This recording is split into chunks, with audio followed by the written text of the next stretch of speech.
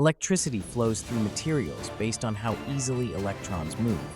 Metals like copper and silver are excellent conductors because their electrons are free to roam. These sea of electrons allow electricity to pass with minimal resistance. But not all materials behave this way. Some resist electron flow, making them insulators. Understanding conductivity is key to everything from wiring your home to designing advanced electronics. But what about materials that fall in between? That's where semiconductors come in. Semiconductors are unique because they can act as both conductors and insulators, depending on conditions. Silicon, the backbone of modern electronics, is a prime example. At low temperatures, it resists electricity, but add some energy, like heat or voltage, and electrons start moving.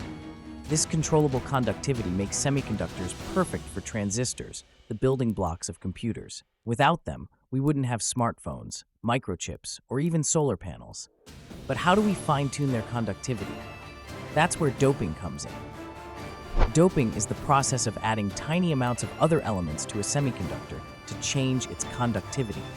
By introducing atoms like phosphorus or boron, we create N-type or type semiconductors.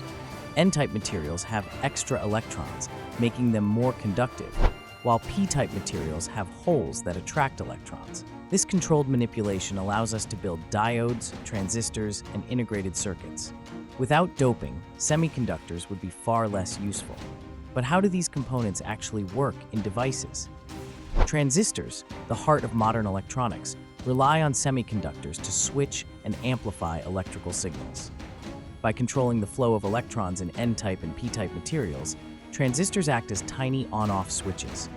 Billions of these switches work together in microchips, powering everything from computers to smartphones. This ability to precisely control electricity is what makes semiconductors so revolutionary. But what if we could push conductivity even further? Enter superconductors, materials with zero electrical resistance. Superconductors take conductivity to the extreme. When cooled to very low temperatures, they allow electricity to flow without any resistance. This means no energy loss, making them ideal for powerful magnets, MRI machines, and even futuristic maglev trains. However, most superconductors require extremely cold conditions, limiting their everyday use. Scientists are searching for materials that work at higher temperatures, which could revolutionize energy transmission.